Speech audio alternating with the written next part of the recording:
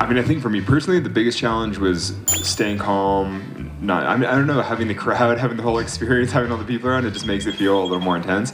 They're all wishing me well. I mean, basically, it just makes the whole experience feel almost more festive. And about halfway through my presentation, Janet just said, "Stop.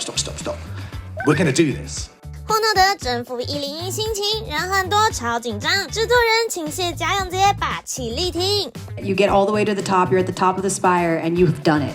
Like, what was the first thing that flashed into your mind? It was like, what a view! It's incredible. I was like, what a beautiful day. It was very windy, so I was like, don't fall off the spire. I was like trying to balance nicely. I was like, what an incredible position, and I mean, what a beautiful way to see Taipei. 美国自由攀岩好手 Alex Honnold 在25日成功徒手登顶台北101，创下历史纪录。而这位站上101顶端的男人，也在受访时分享完成创举后的真实心情。Honestly, it's not that big of a change. It kind of makes it feel more like rock climbing. It's like, it really feels like we've been here on a climbing expedition, climbing the mountains, because with the weather swirling and the rain and the wind and everything, it basically feels like I just climbed a giant tower in the greater ranges. It makes the whole experience of coming to Taipei and climbing feel like a grand adventure. I mean, I think for me personally, the biggest challenge was staying calm.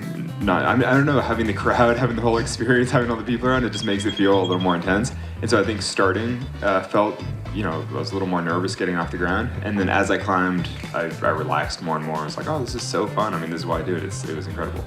They're all wishing me well. I mean, basically, it just makes the whole experience feel almost more festive. All these nice people are out supporting me and having a good time. It's a beautiful city. It's a beautiful day. Everyone's enjoying this experience. And so in some ways, I think the energy actually kind of bolstered me as well. First saw Taipei 101 over 10 years ago and was like, wow, that's incredible for climbing. That would be amazing. But at the time, didn't get the opportunity to actually climb it. At the time, I thought about climbing it without permission, don't tell anybody. But then out of respect for the building and respect for all the people on the team who had allowed me access to look at it, I was like, well, obviously I'm not going to poach this. And so then for the project to come together more than a decade later, I'm like, oh, it's so great. What an opportunity. It's such a pleasure. About a year ago, I met with Janet and her senior team, put this proposal together, and about halfway through my presentation, Janet just said, "Stop. We're going to do this. We're going to do this." I think she'd seen through Solo, she kind of trusted Alex primarily. That's the most important person, obviously, in this whole project. But she said, let's do it. And then her entire team have made it happen. I talk about the rigging.